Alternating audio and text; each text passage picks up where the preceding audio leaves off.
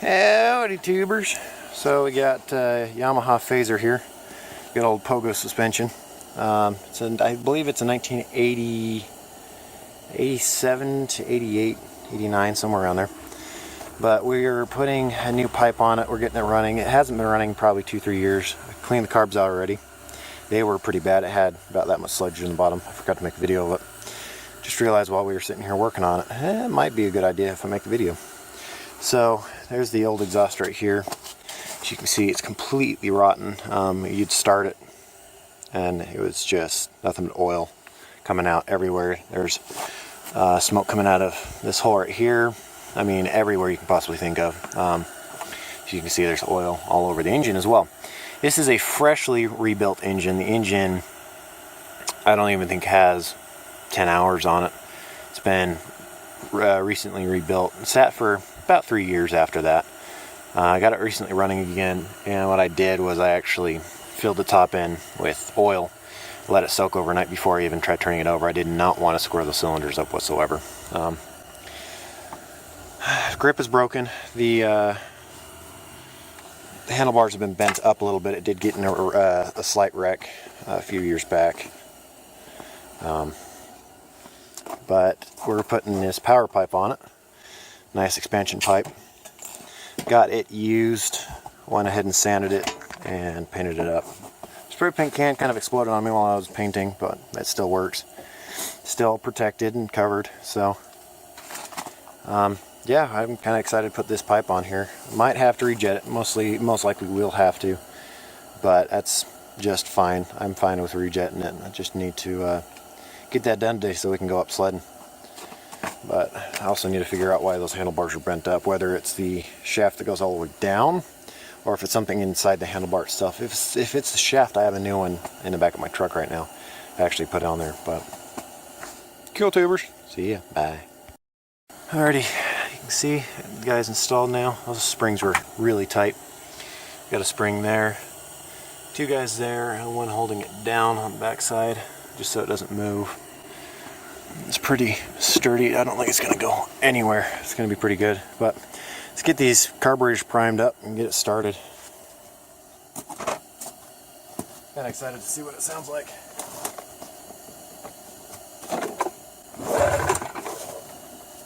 Going to be quite a few holes here.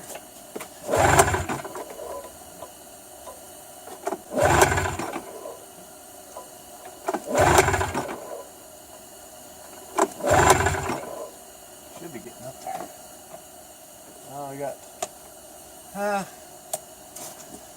yeah, new mistake. I'm so excited to get it started. I don't have the fuel line hooked up.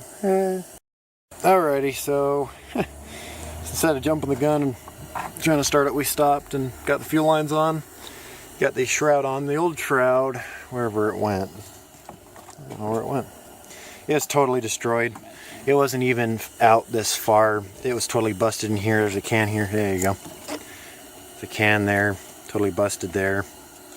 It was in bits. When I pulled this pipe off that other sled, I pulled this off too.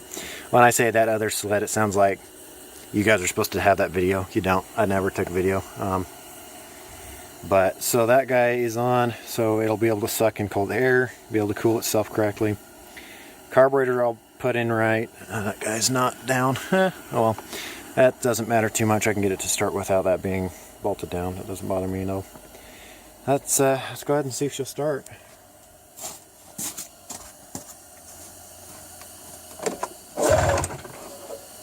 Prime it a bunch of times again.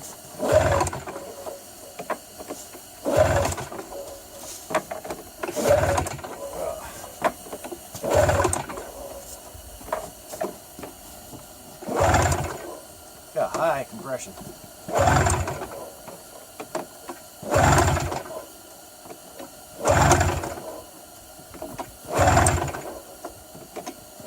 Whenever you're pulling a sled over or anything with a pull string, make sure you never find the end of it. Try to not hit the very end of the pull string, because that's when you usually bust them.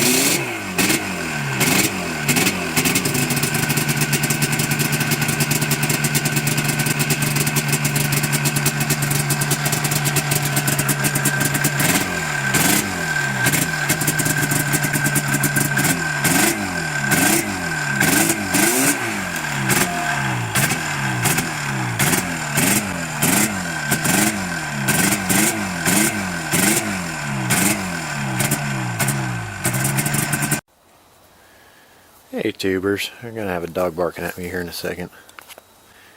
But here's the Phazer. Sorry, the light's a little bright. Makes that glow in the dark key glow real quick. That's kind of cool. Anyways, so we got the Phazer here. Ended up taking it up on a run. Definitely needed to be tuned. I didn't run it before the tune. Kind of ran it around here. I found it really needed a tune. Once it warmed up, you put your, give it a little throttle and it would just die. It wouldn't stay running. May show that in the video. Yeah, and there's the dog barking at me right now. But ended up looking around and stuff. Most pipes on this very sled, most pipes, you need to go up 2 jet sizes. It's the Mikuni carburetors on it. So I went from a 125 to a 135. It goes up 5, it goes up by 5. So 125, 130, 135. So I went up 2 jet sizes. It's running pretty darn good now. Pretty happy with it.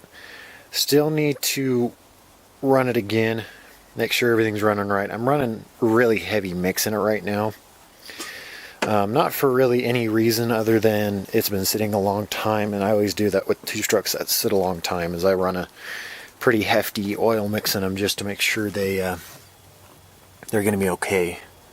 So I'd hate to run a lean mix right off the bat and not have enough oil, or I don't know. I'm just weird like that.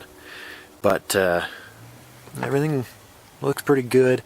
The paint that I put on the exhaust really isn't holding up. Once it started getting hot, it started to do chip and stuff. The prime underneath is good, but when I put that paint on there, when that paint can kind of exploded, it didn't do even coats. It just kind of splattered it on there, so we got a lot of kind of splattering. But tell you what, this is a pretty quick little sled. The steering on it is really loose. You got this much movement with it doing nothing. You can actually see, all the movement right there. And now this was in a wreck. It was a few years back. So a few of these things, nothing is bent. Everything's just really loose. So I just need to go through and replace and look everything over. I also still need to lube up the suspension front and back. Yeah, let's see if we can get her started up here. It's been pretty much so far a 1-pole start. It's been sitting a few days though, and it's been freaking gold. There you go.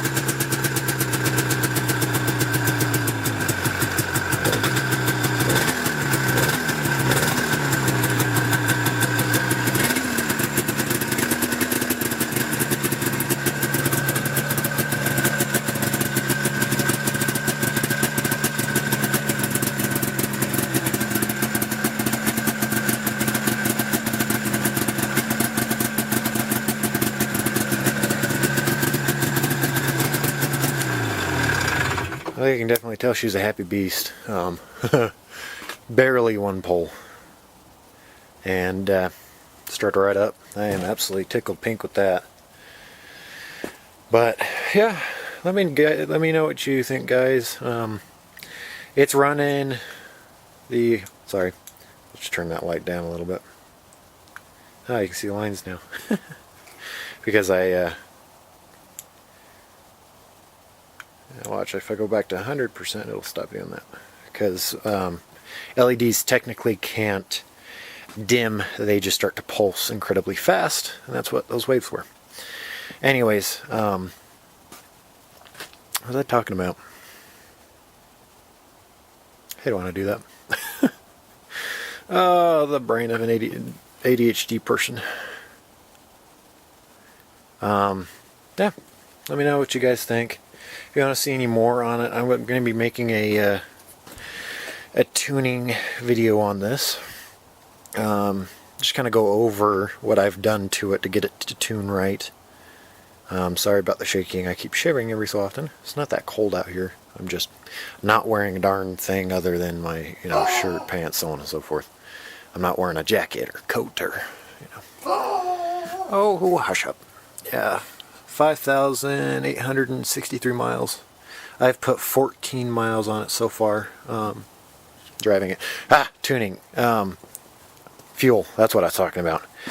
In it right now, I'm running, I think it's close to 32 to 1, maybe even a little richer than that, because that's what the Arctic Cat back there takes. It takes a pretty thick mix. The Ski-Doo is oil injection. I'm still using that oil injection. Glow in the dark! But I'm running like 32 to 1 in it right now, which the guy that I bought the pipe from, when he had his all tuned, he was running 40 to 1 to 50 to 1, which is really thin. So I'll be mixing up a 40 to 1 in this next and running that, checking the spark plugs and make sure they're right color. See you, tubers. Bye.